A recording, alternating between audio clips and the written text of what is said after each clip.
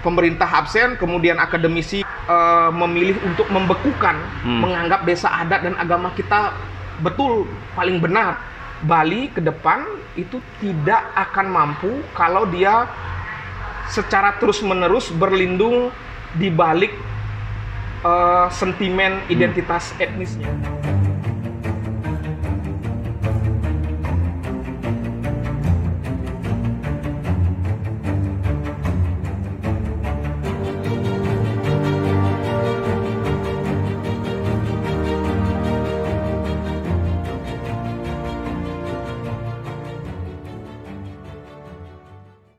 Podcast Nites Indonesia, kita lanjutkan lagi di sesi kedua pada obrolan warung kopi sore hari ini. Bung Ngurah, yang kedua ini di sesi kedua kita mencoba melihat dan mengamati proses transformasi sosial budaya masyarakat Bali, di mana akhir-akhir ini begitu heboh juga di media sosial, ya, termasuk di media mainstream soal kehebohan masyarakat Bali soal adanya dikotomi soal desa adat atau restu desa adat dan sampradaya.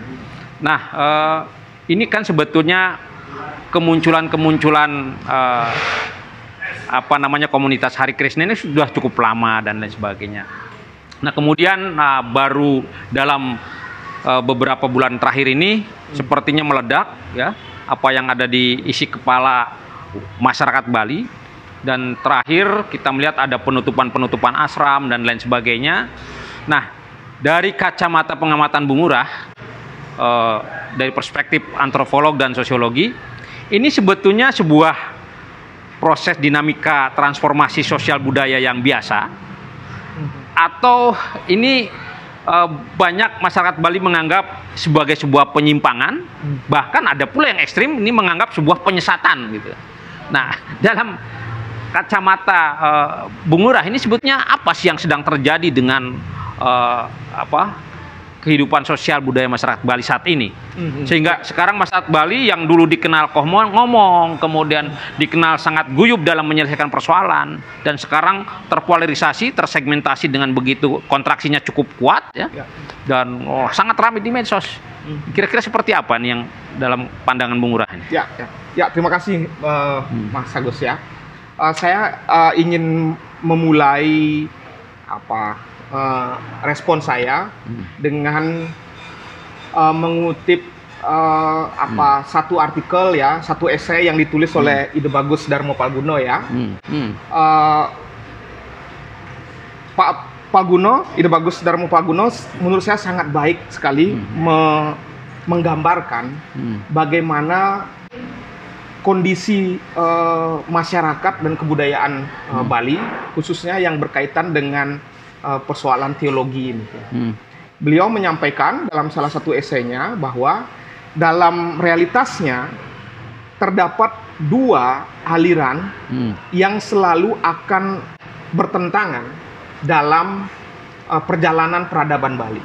Beliau menyebutkan yang pertama adalah aliran ataupun kelompok yang selalu berperspektif mengalirkan.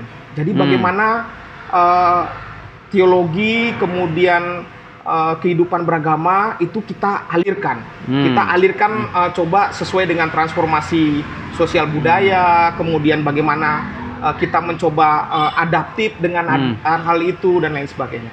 Tapi di sisi lain ada kelompok yang mencoba untuk membekukan, ya, bagaimana ini kita kemudian bekukan tanpa perlu ada perubahan, dan kita percaya bahwa dengan melihat itu sebagai sesuatu yang statis, kita akan bisa untuk bisa dikatakan survive begitu, ya. Nah, dua aliran yang dua hal ini yang mengalirkan dan yang membekukan itu pasti akan berlangsung dalam praktik kebudayaan yang ada di Bali. Nah, saya melihat apa yang kemudian hadir hari ini dalam wacana dan juga praktik kehidupan keagamaan dan kebudayaan yang ada di Bali, saya kira mencerminkan hal itu. Ya, saya sering melihat bahwa kebudayaan Bali dan praktik teologinya ini selalu akan bertemu dan mengadaptasi berbagai macam hal.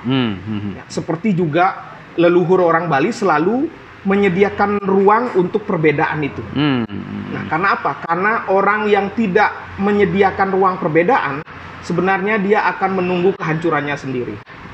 Dan kebudayaan Bali, saya kira teologi dan lain sebagainya mencerminkan hal itu. Bagaimana Bali dengan Hindunya begitu, dengan Hindu yang dibentuk ya hingga hari ini begitu, itu selalu dinamis dan adaptif dengan perubahan. Kita menyaksikan kan bagaimana perkembangan misalnya terbentuknya Hindu Bali, kemudian Hindu Dharma dan lain sebagainya.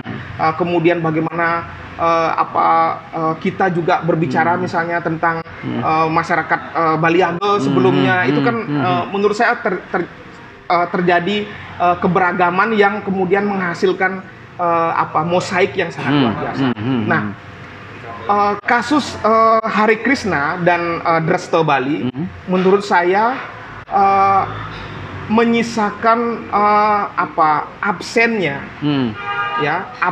atau tidak hadirnya ya peranan ataupun pengetahuan yang bisa diterima oleh publik untuk kita secara utuh memahami kesenjangan kasus yang ini muncul, seperti apa sebenarnya. Absen maksud saya adalah intelektual publik, misalnya kalangan akademisi universitas begitu, tidak mampu yang concern dengan isu agama. Saya kira sejarah perkembangan agama itu tidak mampu untuk memberikan pengetahuan kepada publik tentang apa yang sebenarnya terjadi. Misalnya tentang kenapa misalnya sampradaya bisa ada di Bali, berkembang di Bali, kemudian begitu misalnya dianggap masif, kemudian sampai kemudiannya diayomi oleh Parisade dan lain sebagainya. Dan bagaimana misalnya dari Dresta Hindu Bali itu, Dresta Hindu Bali yang dimaksud itu seperti apa? Oke. Nah, saya kira asupan pengetahuan ini itu penting dibutuhkan dalam konteks literasi kepada publik. Menurut saya itu sangat-sangat penting. Agar apa? Agar kita tidak terjebak kepada atau tidak terjerumus kepada hitam putih itu. Hitam putih dalam artian menegasikan yang lain dan menganggap diri kita yang paling benar. Saya mencoba berada dalam posisi kita sebagai misalnya kalangan akademik begitu ya, masyarakat sipil, kemudian kelompok-kelompok keagamaan perlu secara jernih dan menahan arogansi untuk melihat hal ini. Karena apa? Karena menurut saya arogansi dan sikap yang reaktif itu akan sebenarnya menunjukkan seberapa kuat kita beragama dan memahami agama itu yang kita anggap benar ya. Jadi menurut saya ke depan dalam hal ini peranan akademisi institusi pendidikan yang memang betul-betul concern terhadap hal ini, isu ini, itu harus menurut saya harus mengambil peran yang lebih besar, mengisi ruang-ruang kosong, mengisi ruang-ruang publik gitu, untuk bisa memberikan wacana yang lebih utuh, edukasi, literasi dan lain sebagainya. Dan pada sisi lain saya kira pada sisi lain adalah kita harus kemudian menghentikan cara-cara misalnya penutupan, kemudian dengan kekerasan dan lain sebagainya yang tentu nanti akan membuat kehidupan kita tidak kondusif dan lain sebagainya. Betul. Ke depan saya kira yang harus dilakukan adalah praktik untuk berdialog. Membuka sebanyak-banyaknya ruang-ruang dialog gitu ya. Membuka kesempatan untuk saudara-saudara kita misalnya di Hindu Bali, Dresta Hindu Bali, dan ini kan sebenarnya kita semua bersaudara. Saudara, begitu betul, ya. betul. Membuka ruang dialog lagi, dan kita mampu untuk menunjukkan dan mencerminkan bahwa segala macam persoalan itu bisa diselesaikan dengan dialog. Di sisi lain, saya kira government, pemerintah dalam hal ini harus sebenarnya bersikap mengayomi semua kepentingan. Tetap dibutuhkan kehadirannya. Ya, tetap, persis. Tapi dalam konteks tadi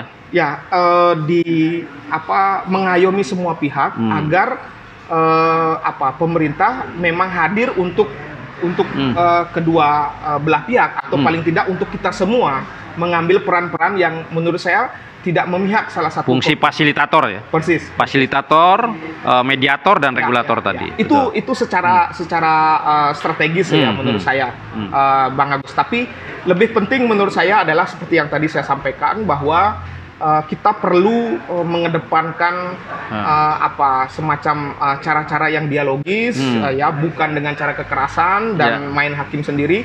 Dan saya kira kita menunggu sebenarnya kita semua menunggu semacam pengetahuan yang bisa di-share kepada publik tentang fenomena ini.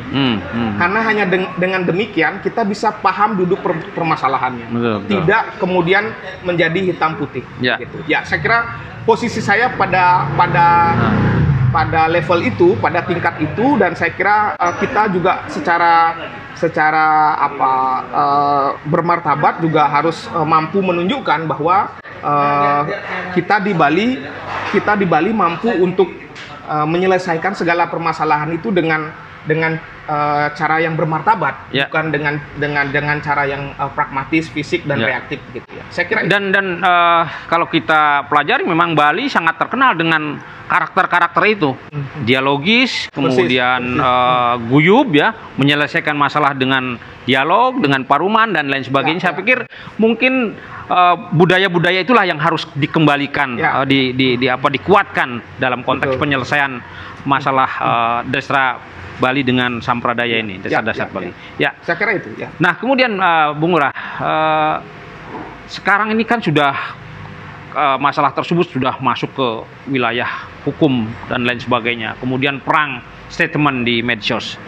Apa yang kira-kira Bung Ngurah sarankan sebagai antropolog, sebagai sosiolog dalam meredam atau paling tidak membuat suasana ini menjadi lebih kondusif, lebih tenang, lebih nyaman dan lain sebagainya? Apakah tadi harus didorong lebih cepat ruang-ruang dialog tadi, atau seperti apa kira-kira? Tadi saya melanjutkan bahwa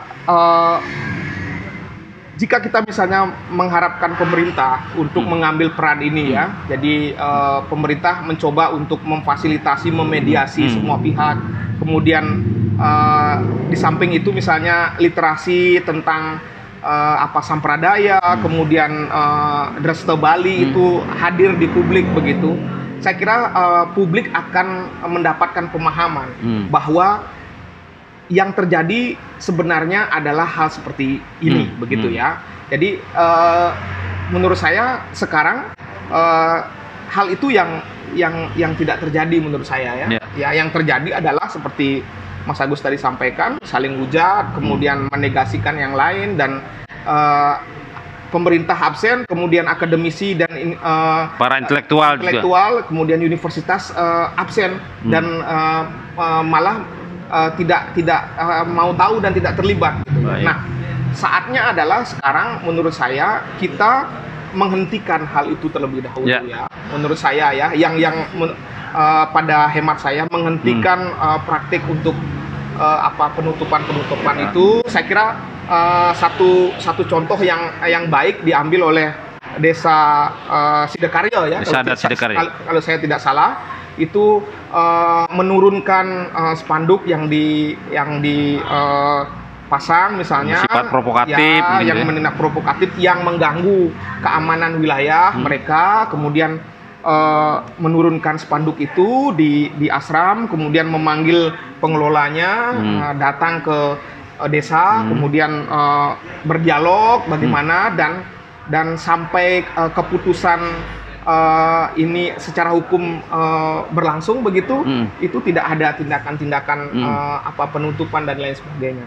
Tapi itu proses yang ada. Tapi menurut saya ke depan yang paling penting justru adalah kita mencoba untuk melihat saudara-saudara yang berbeda aliran ataupun kita anggap menyimpang dari pemahaman kita dan lain sebagainya, itu sebagai sebuah refleksi di internal di internal kita di desa, di desa adat mungkin, dan juga agama kita. Menurut saya ya, itu sebagai sebuah refleksi mungkin, dan kita harus jujur juga mengakui mungkin ada yang salah dalam praktik kita beragama dan berdesa mungkin ya dalam hal ini ya. Itu tentu perlu hipotesis ini tentu harus dikaji dalam penelitian dan lain sebagainya. Tapi saya kira hipotesis ini penting sebagai cermin, atau dalam bahasa Balinya nyiksik dewek gitu ya, berefleksi diri. Mungkin kita ada yang salah dalam praktik beragama, membebani misalnya, ataupun misalnya desa adat misalnya terlalu keras dan juga praktik diskriminatif terhadap warganya mungkin ya, menurut saya. Nah, jadi menurut saya kita bukan kemudian memilih untuk membekukan, menganggap desa adat dan agama kita betul paling benar, dogmatik begitu ya. Tapi kita coba mengalirkan ini, kita yang beku ini coba kita luluhkan dengan coba kita mengalirkan mungkin ada sesuatu yang terjadi, dan saya kira ke depan sikap seperti ini akan memperkuat pemahaman kita, penghayatan kita terhadap agama yang lebih bersifat membebaskan, bukan yang membekukan, tapi yang lebih bersifat bagaimana kita respect, hormat dan lain sebagainya terhadap kepercayaan dan yang lain sebagainya. Dan itu menurut saya hal yang harus dilakukan oleh Bali ke depan. Karena apa? Karena Bali ke depan itu tidak akan mampu kalau dia secara terus-menerus berlindung di balik sentimen identitas etnisnya. Karena apa? Karena Bali sebuah etalase yang sudah terbuka, mancanegara ya, pengaruh banyak, berbagai budaya dari dan luar. yang dibutuhkan itu adalah akselerasi untuk menghadirkan Bali sebagai spirit yang hybrid, yang bisa menangkap semangat zaman dan kemudian bisa melahirkan Bali itu adalah spirit, bukan dogma begitu. Ini kan PR dan juga hal yang harus kita lihat dalam Bali ke depan begitu ya. Jadi berlindung di balik identitas etnis, kemudian juga agama. Saya kira pada banyak negara itu hanya akan menunggu saja kelompok itu akan diserang oleh berbagai macam kepentingan tanpa kita mampu untuk berefleksi dan menentukan sikap ke depan. Ya, saya kira ini menjadi satu catatan yang menurut saya ke depan menjadi hal yang penting. Ya. Bukan hanya, saya kira kasus ini Dresta Bali dan Hari Krishna hanya pemantik saja menurut saya, yang menjadi challenge, tantangan bagi masyarakat Bali, cendekiawannya, intelektualnya, untuk bagaimana merespon perubahan zaman ya, perubahan zaman ke depan. Betul, begitu. Saya kira itu. Baik, bagus ya.